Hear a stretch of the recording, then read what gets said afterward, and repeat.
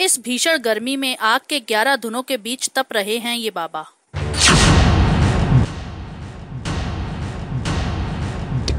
जलते अंगारों पर भी चलते हैं ये बाबा।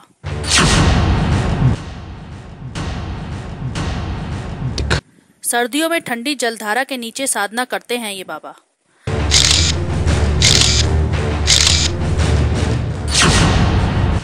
आज आपको मिलाते हैं दिल्ली में ऐसे तपधारी बाबा से। ईश्वर प्राप्ति कहें या अपनी आत्मा की संतुष्टि के लिए अलग अलग विधान हैं। कोई भंडारे और कोई उपवास करता है, लेकिन कुछ लोग कठिन तपस्या तक करते हैं, जिससे उनकी आत्मा को संतुष्टि मिलती है कि उनके आराध्य प्रसन्न होंगे। सबकी अपनी अपनी पूजा विधि है। कोई घर में ही पूजा करता है तो कोई पूजा के लिए घर परिवार ही छोड़कर सन्यासी बन जाता है।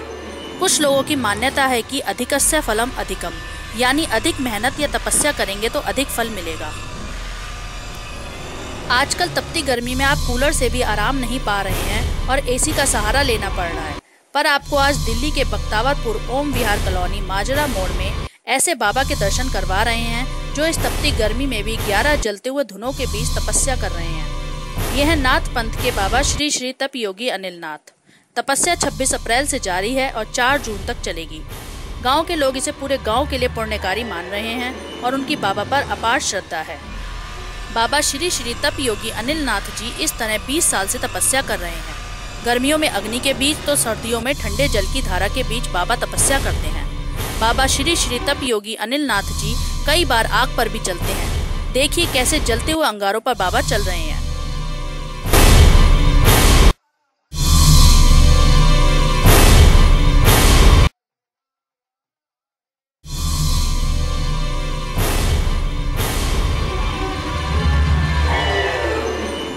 गांव के लोगों की भी बाबा में अपार श्रद्धा है और खुद गांव वाले मानते हैं कि बाबा की सेवा से उनके काम सफल हुए हैं।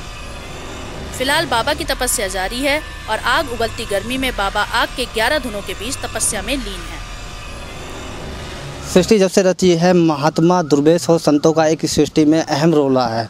आज हम मौजूद हैं दिल्ली के अकबरपुर माजरा गांव में ओम विहार कॉलोनी के सामने, जहां एक महंत एक चारों तरफ आग लगाकर एक सिद्धि प्राप्त करते हैं और निस्वार्थ लोगों का जो समस्याएं होती हैं उसका निवारण करते हैं। चलिए जानते हैं बाबा से किस तरह की बाबा जो है लोगों की समस्या का समाधान करते हैं। आइए करते हैं बात, जानते हैं। बताएं बाबा कैसे कैसे क्या लोगों की समस्याएं होती हैं और आप किस समस्याओं का समाधान करते हैं। जैसे कि कोई बीमारी हो किसी प्रकार की, उसका निवारण करते हैं। कोई भूत प्रेत, कोई वैसे किसी पे आपदा हो उसको दूर करते हैं अपने गुरु की कृपा से। इन सब चीज़ों का, जो भी कोई बीमारी हो, किसी प्रकार की बीमारी हो, हम सब चीज़ का निवारण करते हैं गुरु जी की कृपा से। इसके अलावा कहीं और भी आप जाते हैं या धरना प्रदर्शन को सत्संग करते हैं क्या? भाई मैं तो जमुना जी स्नान करता हूँ सुबह 4 बजे। 4 बजे का रोज़ का नियम है। सुबह 4, अब मैं तब पे बैठा हूँ, अब तो नहीं। तब पे उठने के बाद में सुबह 4 बजे उठ के जमुना पे डेली स्नान करता हूँ। जब आप तब पर बैठते हैं क्या कोई समय सीमा होती है इसकी तब पर बैठने की? तब पे सीमा 11 बजे से बैठते हैं। आगे गुरु की इच्छा के अनुसार तपस्या चालू रहती है।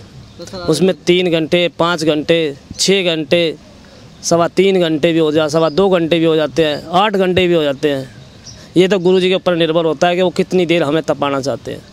तो सर अगर भोजन की बात करें तो भोजन क्या करते हैं आप? हम थोड़ा सा दूध लेते हैं, उठने के बाद में थोड़ी चाय लेंगे या शाम को एक 2 केला खाएंगे बस। तो सीधे आप प्राप्त करते हैं क्या? उससे लोगों का भी भला होता है?